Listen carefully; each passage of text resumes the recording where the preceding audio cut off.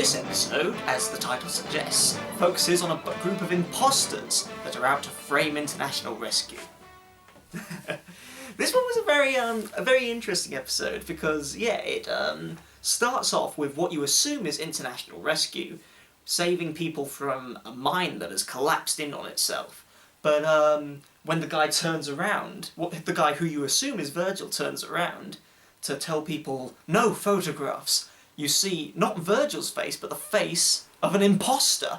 And it's eventually revealed that they staged the mine caving in to steal top-secret government plans from deep down inside this secret mine shaft. And as a result, a worldwide manhunt is issued against international rescue, so they're not able to save anyone without giving away their position. It's quite a common literary trope of framing the hero sometimes, as in you're blaming the wrong person or someone gets framed for something they never did. In this case, a secret organisation like International Rescue has been framed for, stealing government plans, and you could sort of understand that if they keep themselves so secretive and locked away somewhere. So it's a pretty interesting kind of original story, particularly with this kind of futuristic organisation.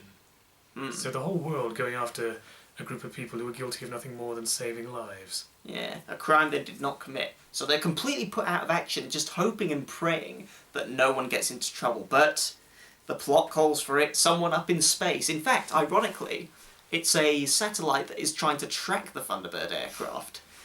One of the people on this satellite goes out into space in what reminds us both of a situation in Gravity, the film with Sandra Bullock. The guy is floating out in space with only a few hours left of oxygen. Thunderbird 3 can't go up there without the government tracking them. So it's up to Lady Penelope to go out and find these imposters and bring them to justice, clearing the Thunderbird's name. It's a real contrast of settings, because you got this dangerous action happening up in space, but you've got most of the action with the imposters down on Earth. So it just goes to show how in the future all sorts of things can happen at once. You've got something happening on a satellite and something happening down in an old haunted mine where someone's hiding some plans.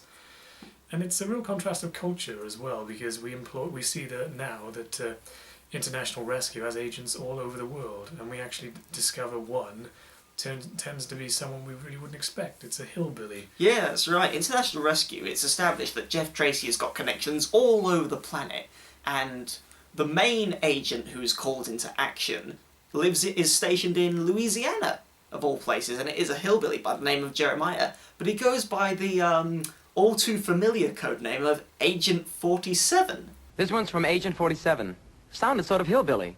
This guy is the furthest thing from Agent 47. He's, he's this little old hillbilly who lives with his mother inside this little cabin lodge, and he's like, "You're down." And it's just... He may be the Agent 47 of the future, he might be a descendant of 47 that we know, who knows? But anyway, Lady Penelope meets up with Jeremiah because he is the one who has the best lead on where the imposters might be. And so Lady Penelope is down there with Parker, insisting that she's the right person for the job. And yeah, this massive clash of cultures happens where poor Penny is rustling around through these Louisiana woods, treading in mud, getting her outfit all dirty. And she has something of a mini nervous breakdown, just like, oh, why am I here, Parker? What am I doing here? I don't belong here. I belong in England. England, God damn it! I mean, yeah, Jerry Anderson always did like to play on the British attitudes because we love to laugh at ourselves, and I guess he knew that the Americans would love laughing at the idea of the hillbillies because they love laughing at themselves too in certain ways. But I liked how it's established the International Rescue is a bit bigger than we might think. It's not just Jeff and his sons on the island and John up in the space station. I was kind of intrigued at how the satellite concerned in this doesn't detect Thunderbird 5. Yeah, we were speculating how, this massive manhunt has been ensued against the International Rescue Organisation. They've even got it down to a point where they can guess that they're stationed on an island rather than a residential area or a metropolitan area. So they can figure all that out, but they can't see that Thunderbird 5 is floating in orbit around the Earth. Yeah, this is a space station which is very large, and it has International Rescue written in big black white letters on the side. So Thunderbird 5, International Rescue. There's your first clue, Sherlock. And you got a guy on board who looks like all the other guys. So you never know. It might just be a first clue.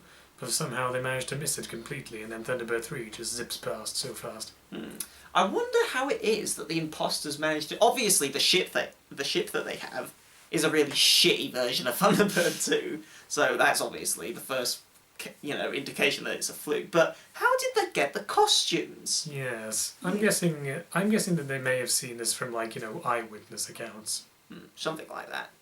But it's a very somber episode because, you really feel the pain of the Tracies. These are people who genuinely are all about saving people's lives, and the fact that they're put out of action to save themselves, you can see it's really tearing up Jeff and the boys. They're sat down there knowing that this astronaut is up in space with only hours left to live, and they can't do anything about it, and they feel terrible about it. And it's that kind of quality human emotion that really makes the show worthwhile and makes you love these characters. The whole organisation is in lockdown, so it's exploring so many different problems that may come about for an international rescue organisation like the one in this. I mean, because you're trying to regain your secrecy, and you've got the entire world looking for you, then there's not really much you can do. Yeah, just sit and wait for Lady Penelope and Agent 47 to do their thing. That sounds like it could make quite an interesting Hitman game, but who knows? A Hitman crossover with Thunderbirds? That'd be interesting. He's kind of a chaotic good character, 47, so they could use him to save people at the expense of others. I do like Jeremiah's little setup. Obviously he's in this little log cabin with his mum, who's there always making stuff on the front in a rocking chair. Just typical hillbilly setting. But then he just goes over to his iron stove, kicks it a couple of times, and boom, out comes all this technology. Yeah, it's a bit of a juxtaposition between him and Jeff Tracy, because Jeff Tracy lives on this island with all this hidden away technology, and he lives with his mother. But no, it's a very it's a very interesting episode, a very engaging episode. The whole time you are thinking, how the hell are the Tracys going to get out of this? But to be fair, it is kind of anticlimactic how quickly it's resolved. They find the imposters in the mine, and all it takes is a can of Agent 47's beans.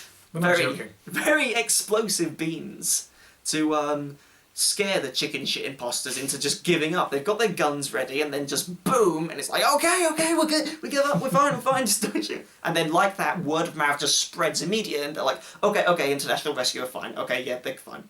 It seemed like a very rushed ending. But I suppose they did spend the whole episode being all, setting up the dilemma. I guess to any aspiring criminals watching this, don't ever hide in a mine.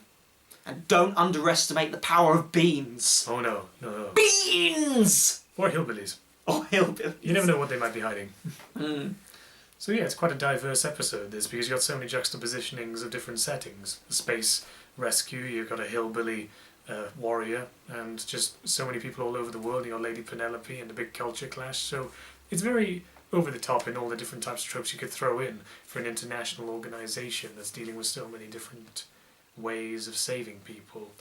And only the saving people is only one small part of it. This is mostly about keeping your organisation safe, so it falls a bit more into the spy and mystery thriller. Yeah, regardless of the often overused plot device of framing the hero, it's used often in things like Spider-Man and other superhero stories, despite the, often reused plot device. It's an interesting episode because it is, focusing on an entrepreneurial, philanthropic organisation who don't profit from it, so it's all about them not being able to do what they want to do. I just wonder what Jeff Tracy does when he's not running international rescue. Does he keep up some sort of facade, like Bruce Wayne or something? Yeah, perhaps goes around pretending that he's some kind of billionaire playboy, or... Yeah, because according to his Wikipedia page, again, from what I've been reading, he apparently created this aerospace and civil engineering company which made billions and billions of dollars. He became incredibly rich, and then he invested in international rescue. So how do we know he isn't still the patron or founder of that? Perhaps people like to think that Jeff just is this old white billionaire who, is really unsociable and just secludes himself on his island like Richard Branson and doesn't talk to anyone. I don't know, I like to think that he may do things like travel around the world giving speeches at schools to aspiring business students and say, you could do this to help the world. But anyway, it was a great episode, very dramatic, very... just all round, a good story. Even though it's an overused one in fiction, it's a good story and a lot of funny moments with Jeremiah. Certainly has an adventurous feel to it. So stick around. I think we're about halfway through these vlogs now, Yeah, which this is episode 16, I think, so yeah, halfway through. it's fantastic that we're getting through these. But yeah, stick around for the next episode. I haven't really checked what it is, but something tells me it's going to be another good one. It'll be a lot of fun, they will. FAB. FAB.